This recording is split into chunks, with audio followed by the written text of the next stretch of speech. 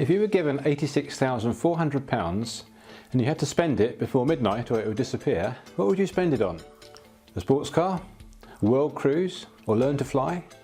Suppose that wasn't money, but it was time. We all have 86,400 seconds in every day, whether we're rich or poor. No more.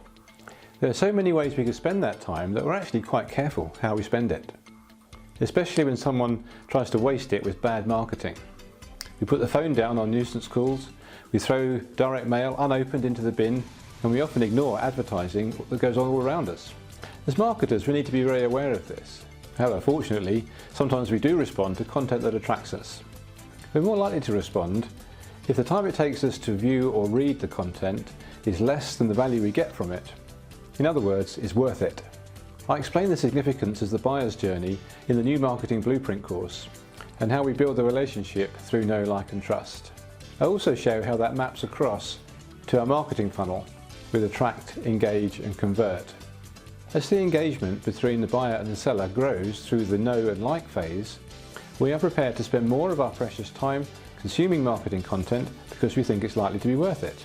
As marketers, we have to align the consumption time of our content with the stage the buyer is at in the buyer's journey.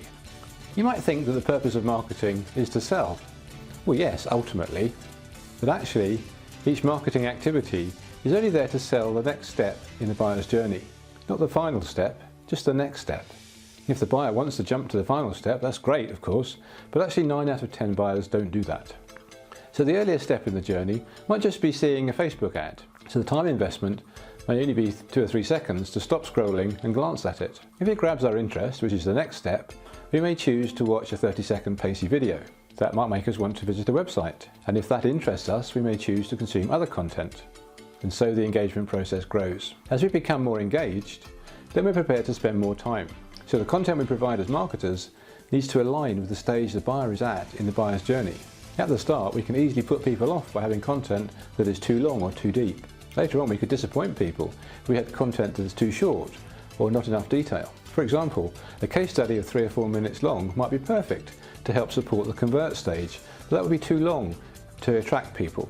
So make sure you're designing content that's appropriate to each stage in the journey. Remember, you're asking buyers to spend their precious time budget with you, and they're only prepared to spend time if they think it's worth it. I know what I've spent £86,400 on. A boat.